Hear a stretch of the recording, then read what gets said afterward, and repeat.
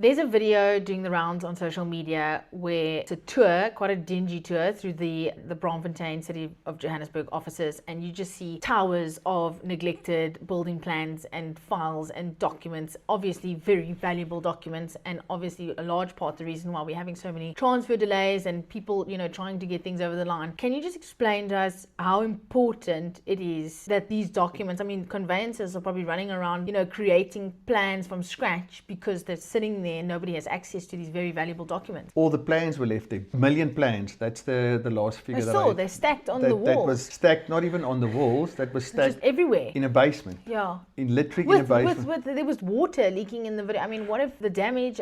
That's happened. So many a times when we would apply for plans, they would say it's water damaged, it's been destroyed by fire, which now, because of the banks requiring plans prior to transfer, that's most of the banks require that now. The seller then has to provide it. Because we cannot find it at council, the seller then has to go pay anything from 20 to 100,000 rands for a new set of plans. If we can find them, some of them are damaged, some of them are old, some of them haven't been microfilmed. So it's causing delays and it's causing a huge financial burden on sellers where they have to pay 20, 40, 50, 60,000 rands for costs they never provided for.